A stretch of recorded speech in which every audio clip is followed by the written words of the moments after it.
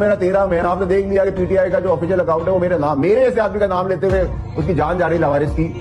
अभी पता है भाई, अभी पता है, अभी तूने कभी उंगली किया ना, अभी पता है। अक्सर तरीके इंसाफ ने, मैं कहूंगा, एक रद्द-ए-अमल नहीं बल्कि एक ट्वीट नहीं बाकायदा एक पैराग्राफ भी नहीं बल्कि बहुत लंबी कह लीजिए तकरीर की आपके ट्वीट के रद्द-ए-अमल में है। उन्होंने कहा पाकिस्तानी अवाम ने बेनामी जायदादें सुनी होंगी, बेनामी अकाउंट देखे होंगे, बेनामी लेन देन भी देखे होंगे, मगर मुल्क के सियासी कबाड़ खाने से पिछले कुछ बरस में नया तमाशा निकला है। बेनामी सेनेटर, ये वही शख्स है जो हर वक्त फटे हुए माइक की तरह शोर मचाता रहता है, जिसकी पूरी सियासत सिर्फ गैर मुहज़्ज़ब ज़बान, धमकियों, बाजारी जुमलों पर खड़ी है। इस बेनामी सेनेटर ने जो रकीक, घटिया और लुच्चा जबान इस्तेमाल की है वो उसके अपने जहनी मयार और गैर सियासी इन्वर्टेड कॉमास में होने का मुंह बोलता सबूत है।